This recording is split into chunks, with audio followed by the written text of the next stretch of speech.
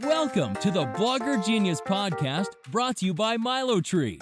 Here's your host, Jillian Leslie. Hello, my friends. Welcome back to the Blogger Genius Podcast. I am your host, Jillian Leslie, and before I get started, I wanted to read an iTunes review. So this is what somebody wrote, and I was so touched. I've been a student of Jillian's for many years, learning from her podcast, blog, Facebook group, and other trainings. If anyone wants to up-level their business knowledge, get ready to soak it all up. I highly recommend Jillian and all of her products. Wow. Thank you so much for that review. If you're liking the podcast, do you mind pausing it right now and heading to iTunes or wherever you get your podcasts and just give it 5 stars? That way other people can find it and I can continue to bring you such awesome guests. And I would be so appreciative. And I might even read a review. If you leave a review, I might even read it online. For today's episode, I have Laura Reich on the show. She calls herself a Pinterest powerhouse. And I have to say, I think that this episode is really powerful because she has a whole strategy that I think you will be really impressed with. What she is using is Pinterest trends to guide her, and then she's using her boards almost as pop-up shops. I'm sure you're going, what? Which is what I was thinking when she was first laying out this strategy. If you are feeling confused by Pinterest, if Pinterest, though, is important to your business, if you want a new way to think about Pinterest content, this is the episode for you. So without further delay, here is my interesting interview with Laura Reich. Laura, welcome to the show. Thank you so much. We were just talking about it. You call yourself a Pinterest strategist. So will you explain, and a Pinterest coach, will you explain how you got into Pinterest, what you do, and where your business is now? Yeah, of course. I actually did not start out even thinking about Pinterest. I started out as a virtual assistant. I was in school going for marketing, and it kind of just happened. I had a internship and they hired me on virtually. They were out of California, and I was like, whoa, I could do this. I could be a VA. So I did that, and I did that for many years. And I now have 3 kids. Back then, I only had 1, and I was already burnt out.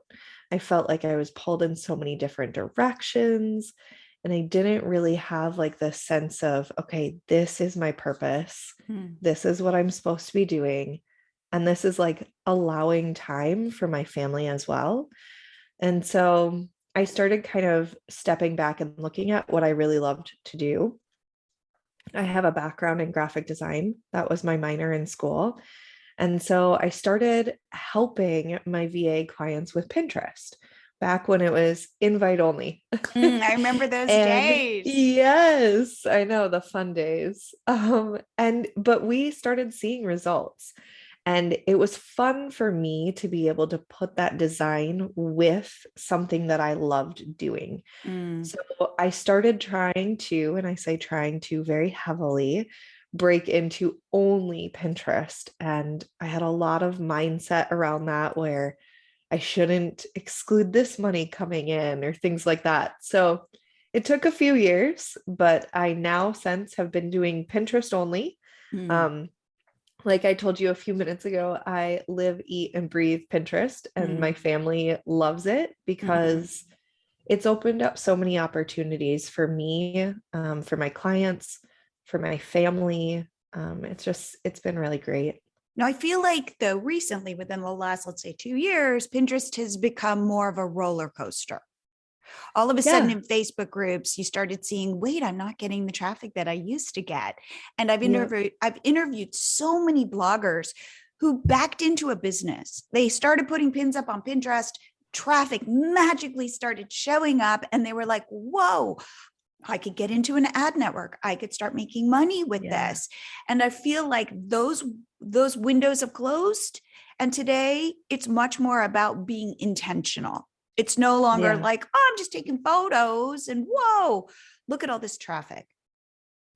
Yeah, I don't know that I would say that the windows have closed, Okay. but I do 100% agree with you that it has to be way more intentional.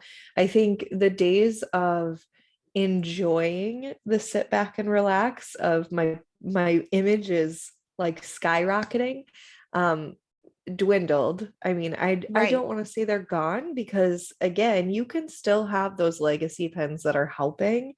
But I do think that there has to be the intentions behind it. And I don't think that's just Pinterest either. I think that's a lot of business, right? Mm-hmm. With everything that's happened in the past 2 to 3 years, I think that everybody's realizing like your intentions about what you want to do and the strategy about how you go about it has Mm, drastically changed. And mm. so I think Pinterest is just really on par with that.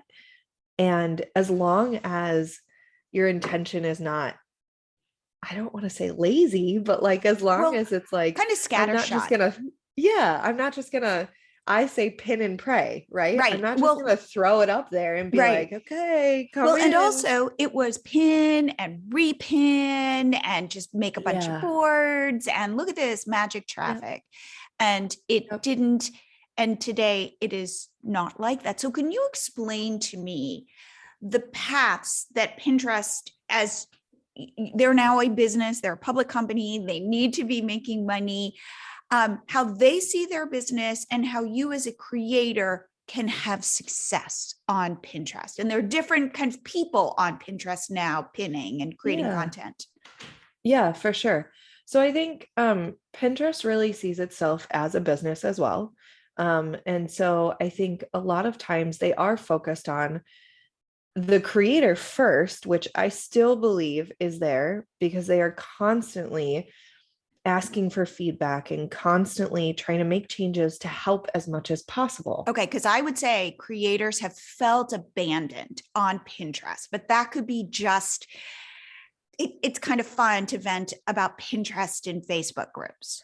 Yeah, and so that's been a big challenge for me is I don't I'm not privy to all of the rants that are in Facebook group because I try to keep myself out of that. And the reason is not because I'm a Pinterest manager or have an agency that I run Pinterest for.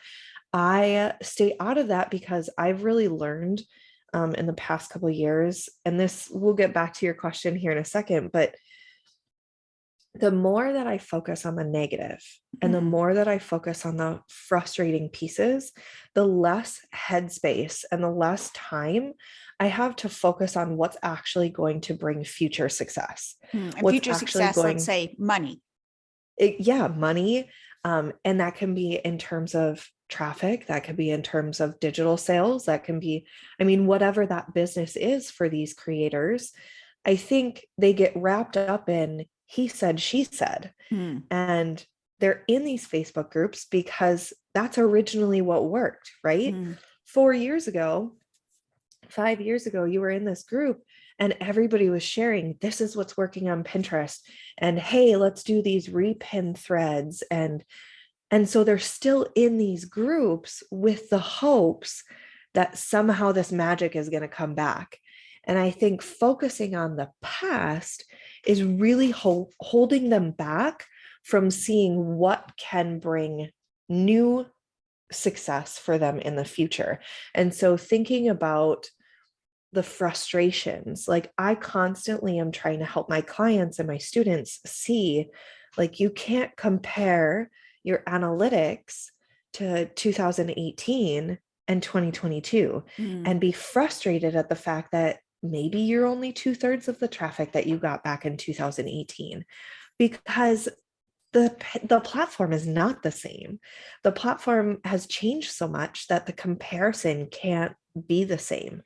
And so I think don't focus on what he said, she said. Don't focus on the negative. Look for the windows of opportunity of this is what's working. This is how to do it quickly. This is how to do it efficiently.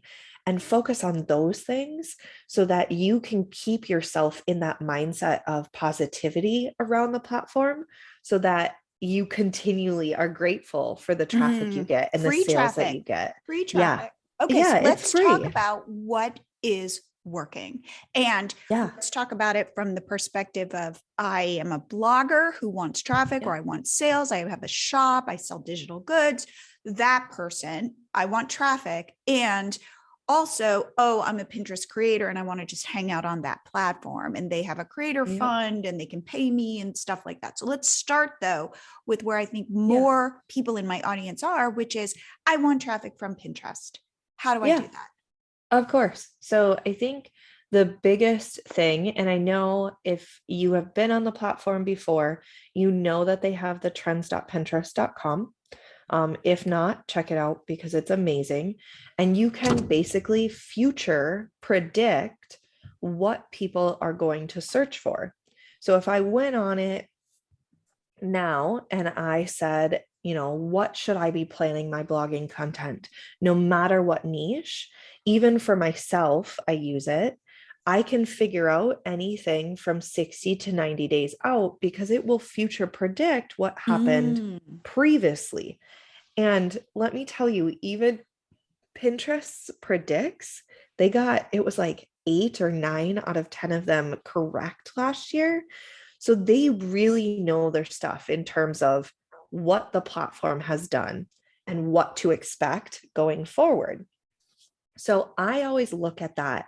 And I think the insider tip that people are missing is I create boards and I hide them, but I use the future key phrases and long tail keywords that are going to be ranking. So if I'm looking today and it's going to rank in, say, 90 to 120 days, I'll create that board today and I will start creating pins and content to put on that board so that in 30 days, I unarchive that board and then I'm recycling that content that I put out the past 30 days that's going to be ranking in the next 60 to 90 days. So let's break Does that that down. make sense? Give me an example. Let's go. You go to, let's say, what is a trend that you have seen on trends.pinterest.com? Yep. I'm going to pull it up right now so that we can give an actual example. Great. I think really to easily put that is basically pre-plan your content out longer than 3 months. So that you can really figure it out. Okay, so like right now on Pinterest trends, they say a surging trend that is really starting to take off right now is fire pit designs. Ooh. So that is great if you already have content that can go with fire pit designs because that's already trending and surging right now. So therefore, I needed to have pinned my fire pit design content 30 to 60 days ago, that if I do it today, it's too late. It might still index in time, but you have to keep in mind that with Pinterest being a long game, you're not giving the algorithm enough time to see that you are using the right keywords and the right design and you have engagement on your account. And so you might miss the mark. Okay, you may get a little bit from it, but yeah, you should focus. So on trends.pinterest.com, it will tell me what is coming up. Yeah, if you search. So let's just say that we're going to do dinner recipes. I mean, that's super easy and super broad, but if I do dinner recipes and I want to know what's coming up, we could even do like, what's another holiday coming July up 4th, that we have? barbecues. Okay. Summer barbecues. Perfect. We're going to type in summer barbecue. And I am going to, there we go. Summer barbecue party, summer barbecued side dishes.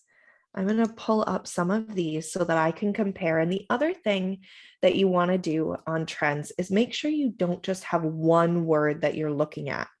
You want to have multiple of the same type of phrase, because if you just look at, say, summer barbecue side dishes, you only have one graph to go off of. So it could look like that is an amazing keyword when then if you type in summer barbecue, maybe it blows that other one out of the water, right? Ooh, in terms of And traffic. so in terms of traffic. So what I did is I compared summer barbecue side dishes and summer barbecue food. In my mind, food is general, and that would take over more searches and be more trend more. That's not the case. Summer barbecue side dishes as of June 6th and July 6th, even after 4th of July, takes off. It's almost double of summer barbecue food. But what I can see when you guys, and I so wish I could show you this, but maybe I'll take a screenshot and I can give that to you so they Yeah, can and I'll see put it in the show exactly. notes. I would love it. Yep. Please. Yes. So what we can see here is the week ending April 27th is really when these two keywords start to trend. And so anywhere from April 27th to then it starts to drop down July 13th is your window. I wanted to take a short break to remind you that Pinterest followers matter. Again, it is a signal to the algorithm to show your content to more people. To grow your Pinterest followers, there is no easier way than using our MiloTree Popup app. You install it on your blog. In under 2 minutes, it pops up and asks your visitors to follow you on Pinterest. It works while you sleep. It will not slow down your site. We optimize it like crazy. To get 30 days free to try it out for yourself, head to milotree.com. So it's milotree.com. And now back to the show. Okay, so let's talk strategy. So today, so you say, I am going to target summer barbecue side dishes.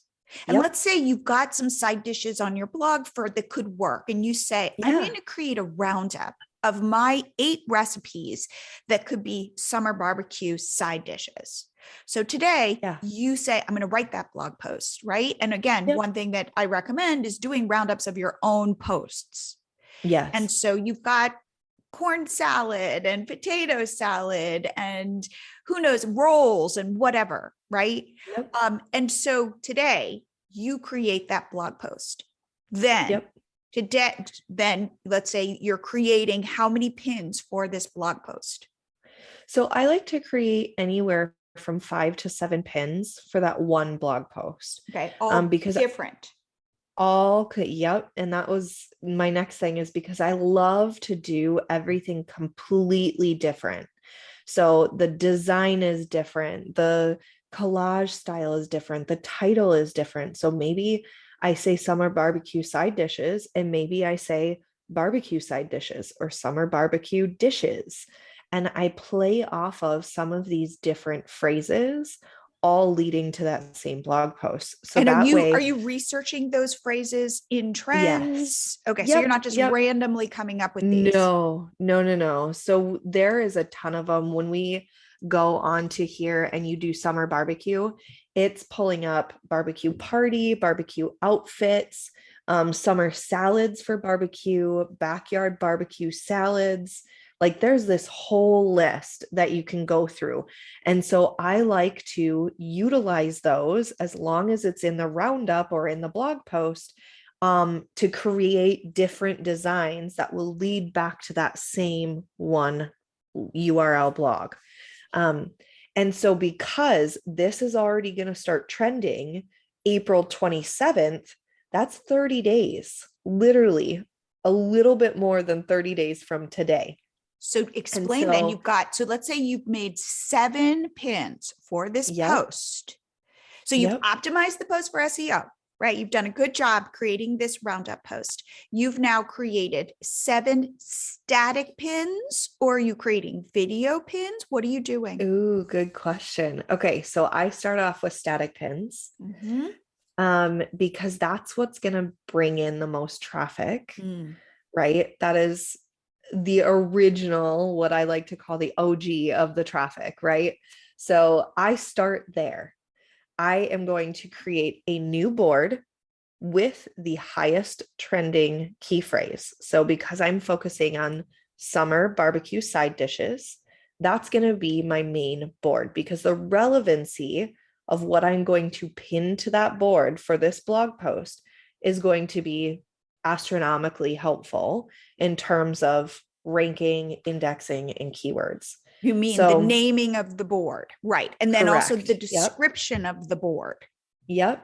Okay, so you're going to use all of those keywords without keyword stuffing, making it readable for humans. Yes. So you're going to put all of those keywords, written in a conversation, in a conversation in the description. So you then are you're making this board. Yep. Got 7 pins today. Yep. And you are archiving it or making it a secret board. So because we're only 30 days out for this key phrase, I'm not going to make it a secret board. Okay. I'm going to leave it open. Now, if it was longer, I would say 60 days or out.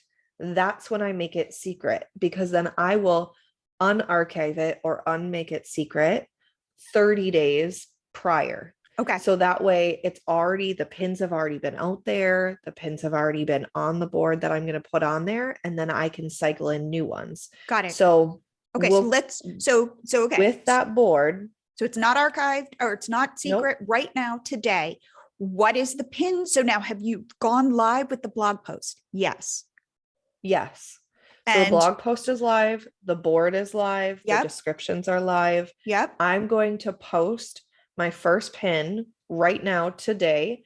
And I would love that first pin for you guys to utilize that same keyword phrase on that first design. So summer barbecue side dishes, because again, we're going for the relevancy. Mm-hmm. Everything needs to be super relevant to what we're saving, right? Mm-hmm. And so I prefer Tailwind. I've been on the back end of Tailwind. I love them. I know that they're super helpful. So I will put that first pin on Tailwind to go out today to my summer barbecue side dishes board. And then I will set the interval to be anywhere from 7 to 14 days. So for that one pin, for that go into other boards. Yes, going to the other relevant boards. So like now, summer party ideas. This is when you look for other boards that you've had that are already active that can still be relevant. So summer food, summer parties. I mean, recipes, anything. Side dishes. Got it. Those are still going to be relevant, but it's this first board that I want to be more specific on. Got it. And so these are kind of like pop-up shops, if you think about them, right? Like the reason I am doing this is because this is my pop-up shop board. I want Pinterest to know I have relevant content that is going to be trending right now. And so I can still utilize all those old boards, quote unquote old, but use them in the intervals. So then I'll go back in and I so wait, okay, so sorry. So wait, so this one pin, you're scheduling it every 7 days to go. So first into the most relevant pop-up shop and then into your other board. So every 7 days it's going to get pinned. But now what about pin 2 that you created? Where's that going? So then I'll go back in and I like to wait anywhere from, I'll say, I mean, and this is not a hard and fast rule, but I'll say anywhere, if it's a trend right now, which this is 5 to 8 days. For the second pin. For the second pin. Okay. Because again, back in the old times of Pinterest, you would put this one pin out on all the boards right away, or you would do it one today, one tomorrow, one the next day. We don't do that anymore. But as long as you keep the titles different, the designs different, the descriptions different, it's going to show up as a fresh pin. I still, however, do not want to do it back to back because I'm not trying to game the system. I'm not trying to, push out this one blog. I I mean, as bloggers, we have tons of content, right? Mhm. So I'm just trying to utilize what Pinterest is telling me the audience wants. Now, here's the thing. The So math, though, yeah, starts to fall apart because I've got 30 days to support this yeah, pin, but I've got 7 pins. So if I'm waiting 5 to 7 days between pins, I'm going to miss the trend. The trend's going to peak, and I've still no, got new because pins. no, because this trend doesn't peak until the end of or Oh, mid-July. got it. So I've got a while. Yep. Okay. So So you I'm do still have a while. feeding it. I'm feeding it. Yeah, so that's a good point to make is the 30 days has to be before the start of the trend. But Because I can feed it. I am waiting for the index to pick up and say, this is what she has. It indexes it. And then as it's trending, people will start to find it. So you are playing that game of feeding your boards, feeding the algorithm, getting it to index, getting it to show up.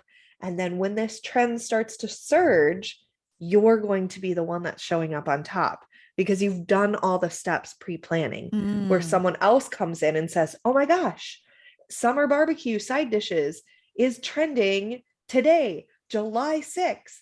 I should put my blog out there. And then they don't get that build up, right? Now, in So, for a while then, so I like the idea of the pop-up shop. That makes yeah. that works for me. I got my pop-up shop, but in 14 days, I only have 2 pins in it. It's not this like big, robust board. Is that a Yeah. problem? Do I want to seed it with other content that I have? Do like maybe I have some recipes? Because remember, I'm doing a roundup of my own Yep. content. So those Absolutely. pins are out there for other recipes. Do I want to start to populate this board or do I not care? Because at the end of this run, I've only got 7 pins in there. Yep. So I'm going to answer this in two parts. Okay. One, if you have relevant content that can go onto this pop-up board, absolutely. It's not a big deal if you only have a few pins to it. It's not going to show as like an issue in my eyes because, and here's the second part, when this trend starts to trail off, it starts at, for these words, July 13th, and then it completely drops off. It looks like August 31st, right? And so when that happens, this is another insider tip. You're going to archive that. You're not going to delete it. So then, Next. now, April 27th, it's starting up again. Ooh, now So why do I now want to archive it versus just leave it out there? because you're going to want to focus on the new pop-up shops that you're going to be doing. You're going to focus on other ones that you can get more specifically relevant.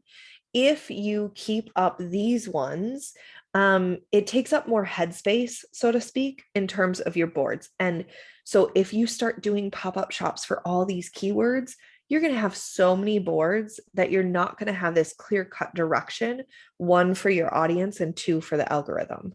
So I like to just archive it, but don't delete it because now April 27th is when it starts again. So you can put it in your calendar to come back, say, March 1st, This is so, unarchive I it, get and it. then Yes. go back in with new content again. Interesting. Okay. So for somebody, let's say I'm a blogger and let's say, I don't know, let's say I'm a food blogger.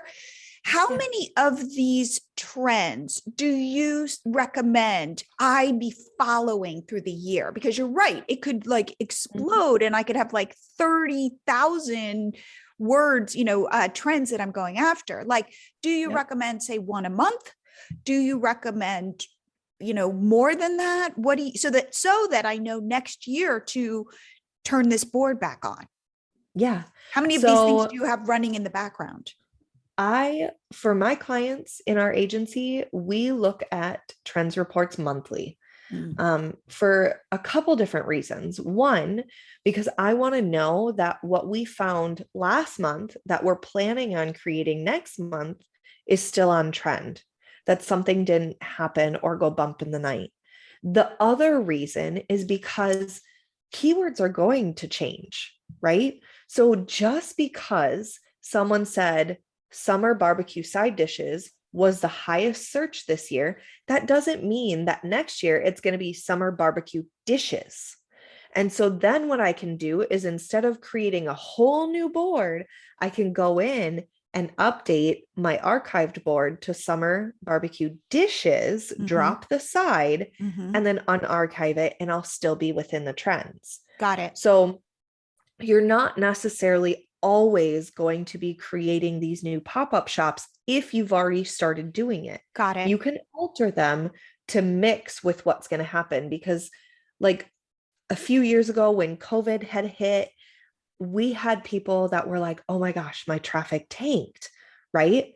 Well, essentially, it didn't tank for those that spent time looking at these keywords, because I had people come to me and be like, I used to do summer outfits, and summer outfits is not bringing me a dang thing anymore. What do I do?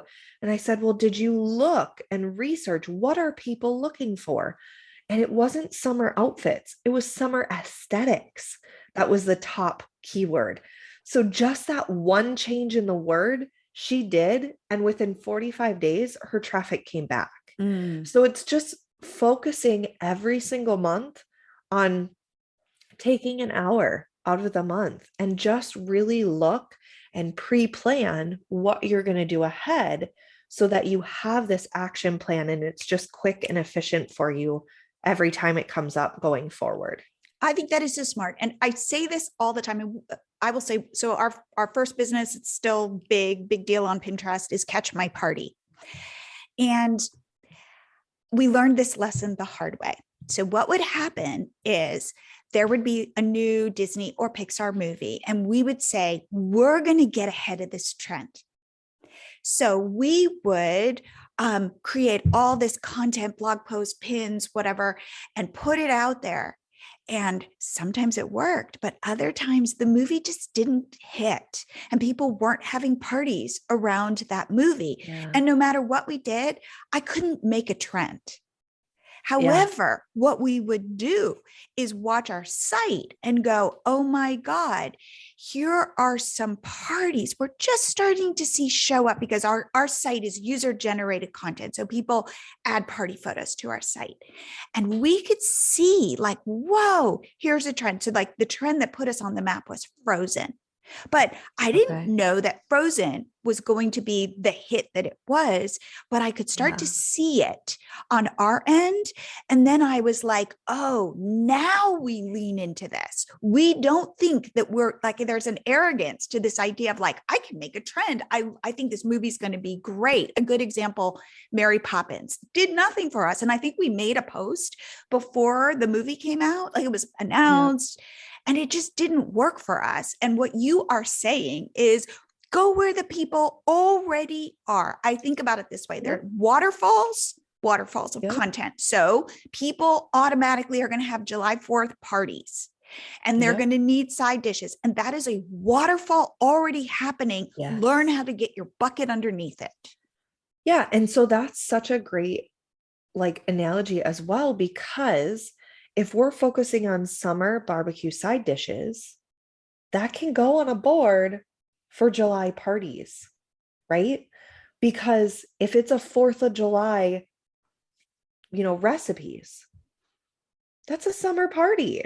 So don't just keep yourself restricted, because a lot of times you have to put yourself in the head of what are they going to be searching. And this is a big thing for people too, that I know that is hard for them to kind of try to tackle, is if you are, say, a digital product, e-com type business, right? For going into this and saying, okay, I help people set up Etsy shops. Well, what if they don't know Etsy? What if that's not what they're looking for?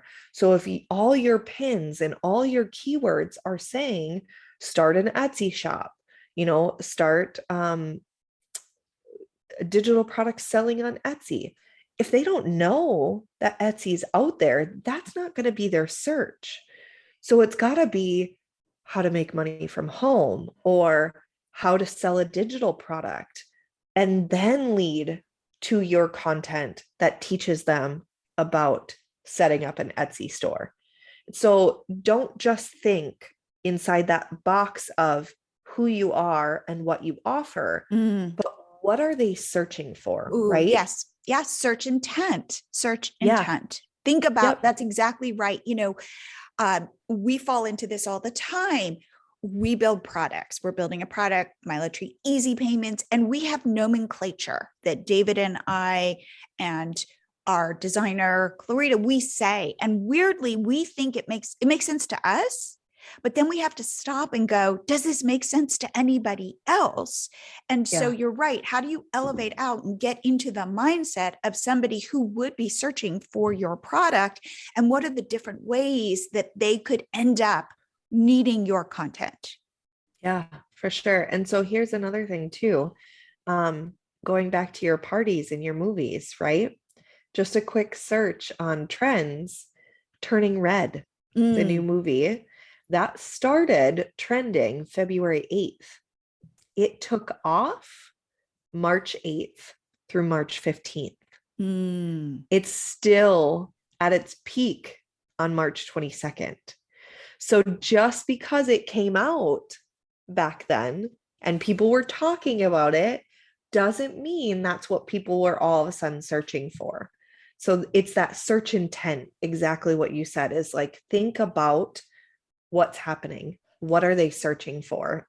And how can you put that bucket where it needs to be?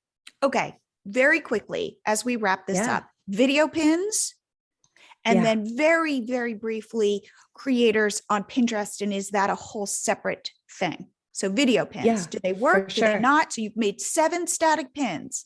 The thing I keep hearing, the money's in the static pins for traffic. Yeah, I still go to static pins for traffic, but that does not mean that I do not create the other options that we have that Pinterest has given us. So I do video pins. One of the things that I have been doing and teaching lately that I absolutely love is, if you are a creator and a blogger and you're doing stories on Instagram or reels on Instagram or TikTok videos, please repurpose those. Do it the right way, and there are a couple steps that are going to need to be taken to make it a Pinterest video and not just a TikTok video plastered on Pinterest, but it makes your job easier, right? And so if you're a food blogger and you're doing a Instagram story showing them step by step, turn that into an idea pin with step by step, or turn that into a full video for a video pin with the step by steps in there. That's 2 different ways. And the reason I say that is because I do videos, but I also repurpose my videos, my video pins, as idea Real. pins. Yeah. Okay, got it. That's interesting. Yep. Okay, so don't create more work for yourself. No, not at all. And so even with those static images, if you have a story that you did on Instagram and you put it into a video, right, a full video, and use it as a video pin, take that static image, take that video pin, and test it out as an idea pin on the platform, right? Because using each piece of the puzzle that Pinterest gives us is really where we need to be. Even though idea pins aren't necessarily bringing in as much traffic as a static pin, it's bringing in the visibility. It's bringing in the engagement and the audience. And you need to hit all of these things for Pinterest to say, okay, she's getting the repins, she's getting the click throughs. So we're going to show this pin more. He's getting the video views and he's getting the click throughs. So we're going to show this one more, right? And so you're kind of playing a part in each of the pieces. Don't just focus on one strategy, Mm-hmm. but you can repurpose it and you can use it in different multiple ways. And followers on Pinterest. Ooh, good question. I believe that followers are important. I I do know this is a too. question that a lot of people choose different ways. It's half and half. I believe it is important. I think that even though Pinterest is not social media and it is a visual search, I think that not focusing on that as a piece of your strategy, again, is leaving something in the back end. With that being said, I have had accounts that we've managed that have like 200 followers and $50,000 in income, right? So it's not going to make or break it, but don't forget about a well-rounded strategy that you need. Because if you only focus on one thing, which I've had people come to me and say, I've only been doing videos because they came out and they said they were the top thing and it was going to be the best. And now I tanked. Well, it's because you dropped your static pins, or it's because you didn't focus on this other piece.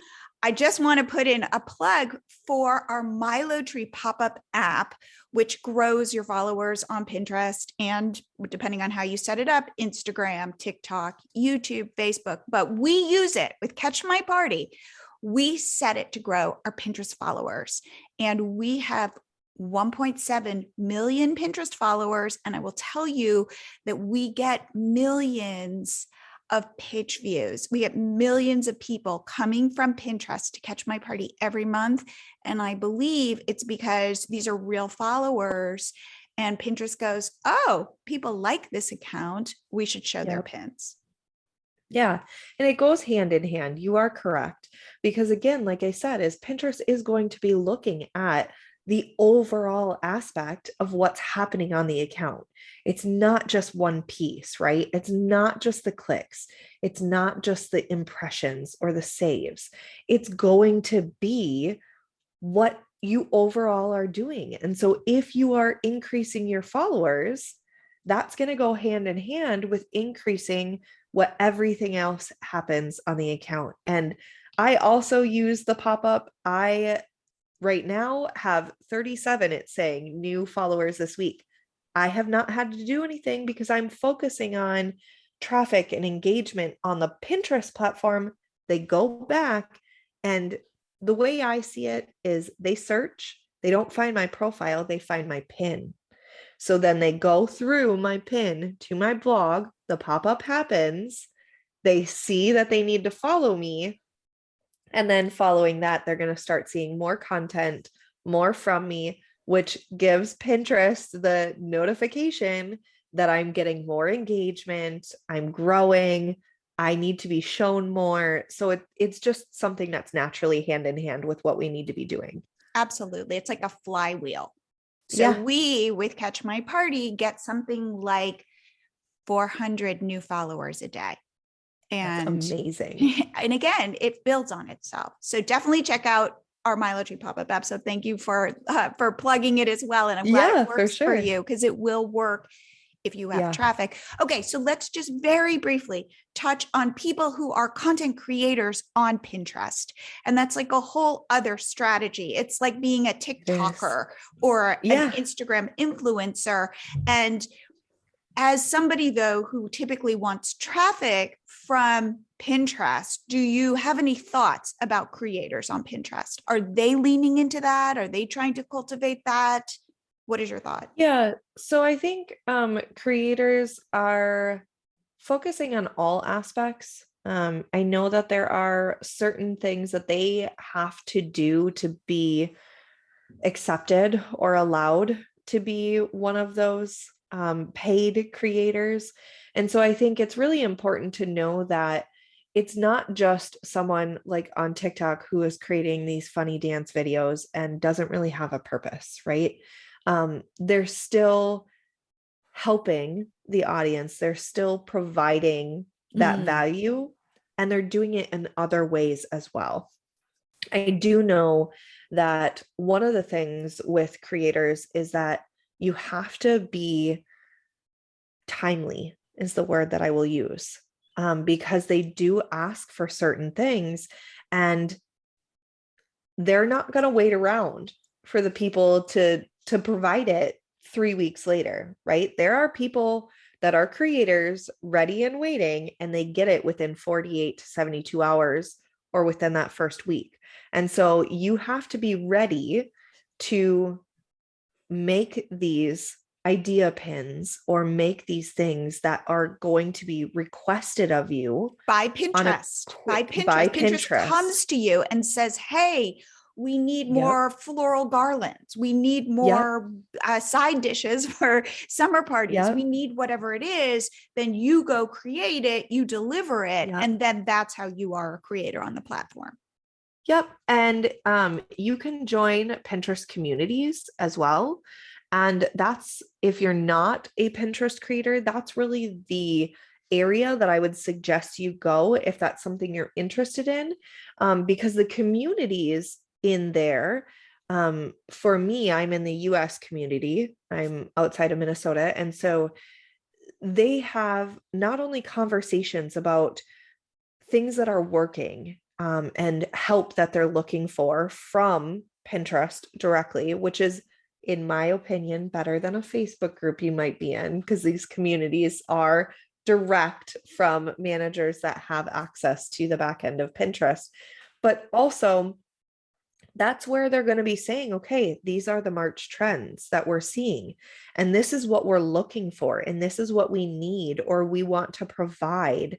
And so they're giving you the opportunity not only to tell you what's trending, so you don't have to try to search for it yourself, but also to get in on that submission for creators and things like that. And so I really suggest that if you're not a creator and that's something you're looking to possibly get into to help with your blogging or to help with your income or whatever your intent is behind there, look at the communities on there first. And they do have requirements to join the communities. So they don't just let anybody with a Pinterest account join. You have to have certain requirements, and you have to be following the algorithm and following that full created strategy. Well, Laura, this has been so enlightening, really, about how to lean into what's already working. I mean, I feel like a broken record because that is something that I say all the time. Follow the people, look for the waterfalls. Where are they? And get your bucket underneath it. Yep, for sure. 100%. I love that analogy so much. You can use it. Take it. So Laura, if people want to reach out to you, learn more about you, if they have a question, how can they do that? Yeah, of course. LauraReich.com is my main website. Yep. LauraRike.com. I have a number of different resources there for whatever level of Pinterest you're at. And then anywhere on social media, Pinterest and everything, it's the same, Laura Reich. So you can find me there. I do try to post on Instagram as many of the trends that Pinterest is providing us. So the theme for March was Be the Light. I have a few posts on my Instagram that I try to bring it out to you guys as quick as possible as well. Awesome. Well, Laura, thank you so much for coming on the show. Yeah, thank you so much for having me. It was absolutely so much fun. I hope this episode opened your eyes to new ways of thinking about Pinterest. It did for me.